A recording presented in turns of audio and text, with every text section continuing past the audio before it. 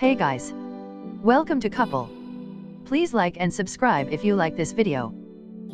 The president is bombing Syria in response to a chemical attack.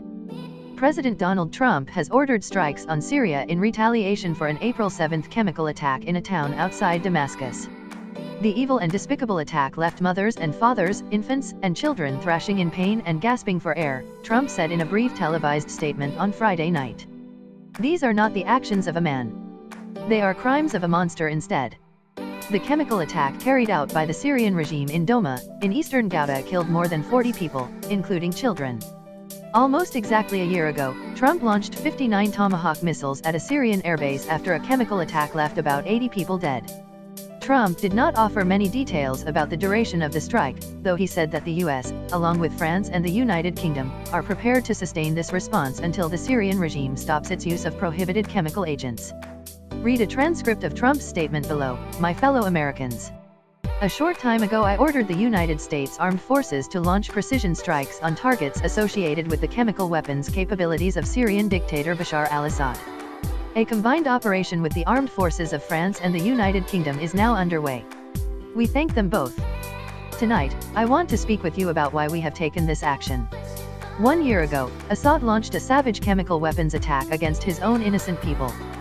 The United States responded with 58 missile strikes that destroyed 20% of the Syrian Air Force. Last Saturday the Assad regime again deployed chemical weapons to slaughter innocent civilians near the town of Douma near Syrian capital of Damascus. It was a pattern of chemical weapons used by that very terrible regime. The evil and despicable attack left mothers and fathers, infants and children thrashing in pain and gasping for air. These are not the actions of a man. They are crimes of a monster instead. Following the horrors of World War I a century ago, civilized nations joined together to ban chemical warfare. Chemical weapons are uniquely dangerous, not only because they inflict gruesome suffering, but because even small amounts can unleash widespread devastation. The purpose of our actions tonight is to establish a strong deterrent against the production, spread, and use of chemical weapons. Establishing this deterrent is a vital national security interest of the United States. The combined American, British, and French response to these atrocities will integrate all instruments of our national power, military, economic, and diplomatic. We are prepared to sustain this response until the Syrian regime stops its use of prohibited chemical agents. I also have a message tonight for the two governments most responsible for supporting, equipping, and financing the criminal Assad regime. To Iran and to Russia, I ask, what kind of a nation wants to be associated with the mass murder of innocent men, women, and children? The nations of the world can be judged by the friends they keep. No nation can succeed in the long run by promoting rouge states, brutal tyrants, and murderous dictators. In 2013 President Putin and his government promised the world that they would guarantee the elimination of Syria's chemical weapons.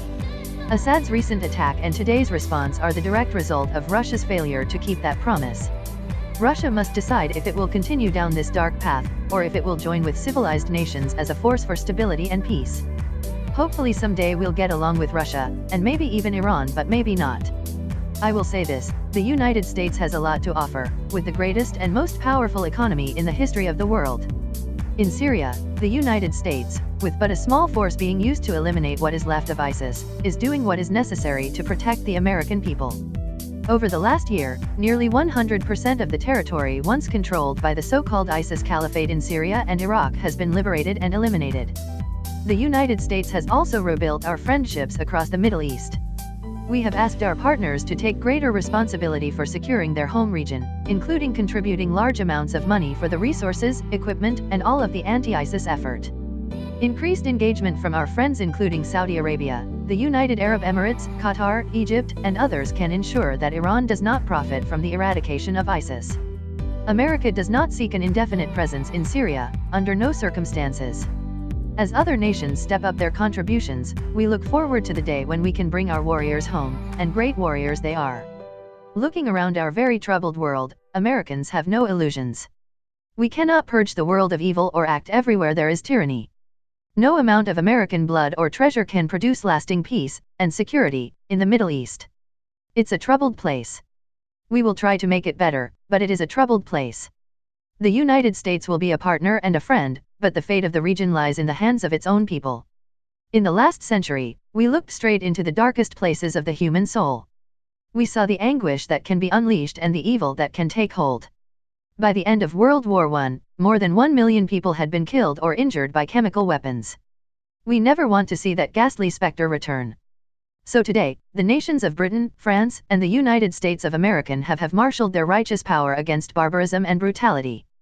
Tonight I ask all Americans to say a prayer for our noble warriors and our allies as they carry out their missions. We pray that God will bring comfort to those suffering in Syria. We pray that God there guide the whole region of dignity and peace. We pray that God will continue to watch over and bless the United States of America. Thank you and good night. Thank you.